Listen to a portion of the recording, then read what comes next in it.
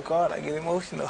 I just get emotional talking about God. When I'm with somebody who really, truly loves God on the level that I love Him and understand Him on the level that I love Him, I feel that way about Him. So, you know, most times we could talk about God and you could vibe with someone when they're really not there. So you just go through the motions for your own salvation. You explain to them about Islam and the way of Islam, how it is wholeheartedly and truthfully. You know what I mean? Which there's no compulsion, there's no hatred. It's insane how different religions have different variations, and we're supposedly be the same under the same God, which is Allah. And it's just a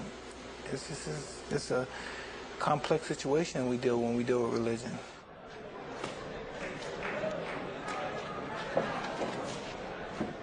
His salvation, His understanding, He's enlightened me. You know what I mean? Before I became a Muslim, I've known Muslims all my life. You know what I mean? But I never had any inclination of becoming a Muslim because I didn't think their conduct was. I thought it was all hypocritical. But then when you run into people, individuality allows people to act certain ways, and certain people conduct themselves in other ways, and certain people conduct themselves in ways that are different from that. And I was just saying, a Muslim is just your conduct, and when you conduct yourself Islamically, and only God can judge you, basically. You know what I mean? Men judges men's action, God judges your heart.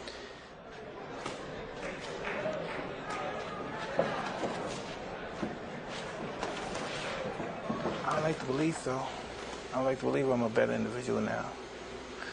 You know what I mean? Every now and then I go off the handle and I may curse someone out or be upset. But you know, I keep my salvation with Allah. I try to get on my prayers, and I should pray more than I do. And instead of I pray like probably 3 to 4 times, I should pray the whole 5 times. And I just try, you know what I mean? See, you know, it's interesting, Mike. You've become conservative over the years. I heard you talking about welfare is a bad thing. Private schools may be a good thing. You know, you're concerned about the welfare of your kids. You're concerned about violence. Not that that's a conservative posture. But you've become, in your older age, 31, soon to be, you've become a guy who's become a fairly suspicious and suspect person about the world around you. You know, you have to, because you know, when you think about when people say, well, I want my kid to grow up like me, we're lucky. I'm lucky. My son may not be lucky to survive what I survived. My daughter may not be lucky to survive. I don't want them to be some radical nuts. You know, I don't want them to say, well, we're going to fight for this cause. I want them to say yes, sir, no, sir, and just go to school. And I know people say, you weren't like that, but... You weren't like that. I know, but they may not be lucky and be out there in the streets hustling. You know, I'm just so happy that they're in the situation financially, and they got a good, listen, they got a father that cares about them, and they got a mother who's bright and intelligent and knows all the proper way of taking care of children. And what did I have? I had a mother who was alcoholic, and I had a father who was a pimp, a hustler in the streets.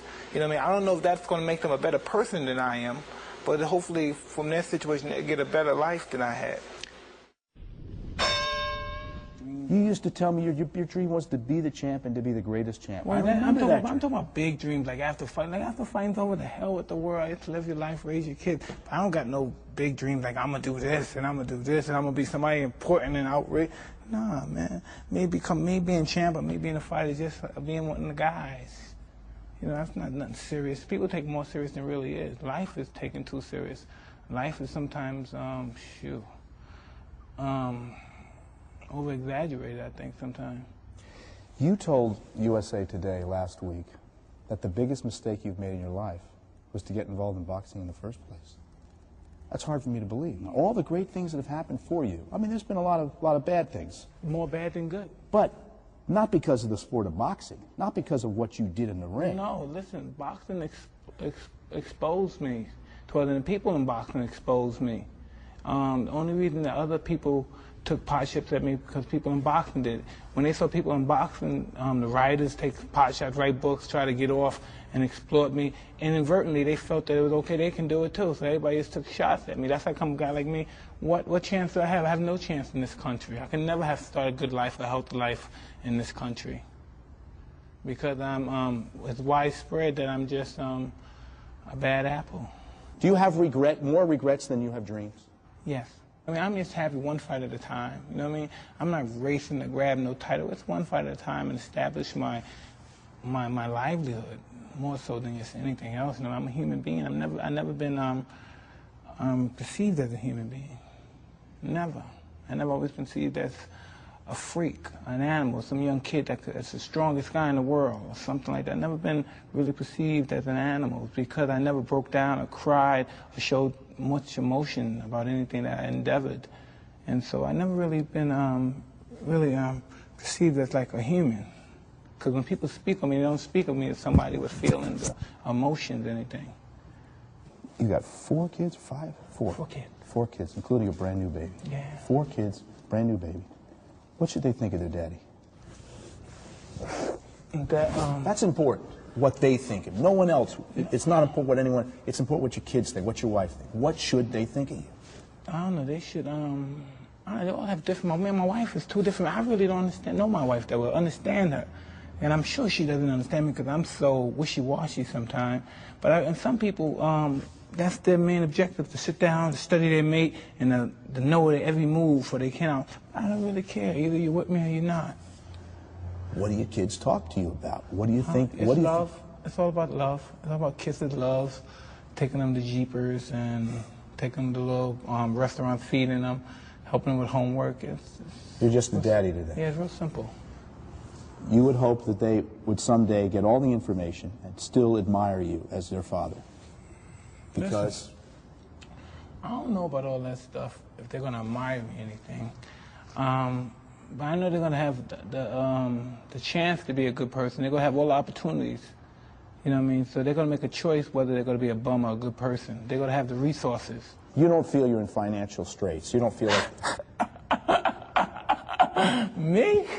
That's asking. my biggest problem. I got too much money. I get to it comes too quick. That's my biggest problem. I wish I had money problems. Like, well, we hear all these rumors. Oh, he's got to fight because he needs the $50 million, and that the government's got $30 million on the houses. Listen, can I tell you something? How much? If I owe people $20 million, how many times I have to throw my right hand to get $20 million? The reality, how many times I have to throw it? Are you saying that you're just a mercenary now for the money? I don't know. There was a time, Mike, where you fought because you loved it. You wanted the title. The money was great, but it really wasn't the motivator. Well, I didn't have 4 kids and a wife. You know, I didn't have those responsibilities then. So I could just fight one day after fight, go grab a girl, and just, come on, let's go to Bahamas for 2 weeks and just hang out. Then if I get tired, I say, well, you go back home and call somebody. You know, you can't do those. What's it like to go to a sheriff's office and to have to register as a sex offender? I don't know. It's just no. Did it feel demeaning to you? I have no. I don't get embarrassed. I have no dignity in that perspective.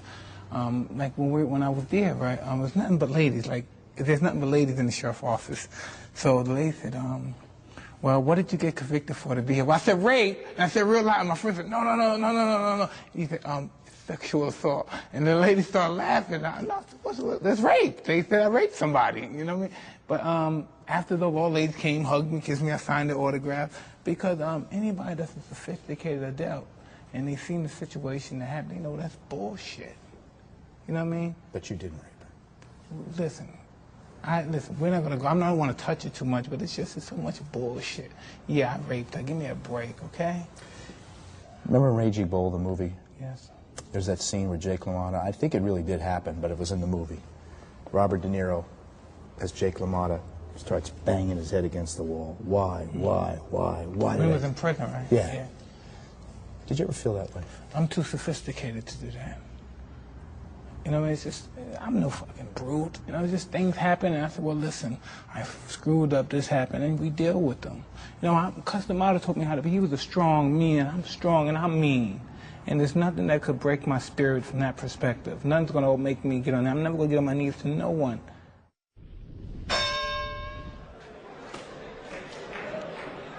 I was around 9 years old, and I was in a reform school in the Bronx. It's located in the Bronx, and it's called Spofford.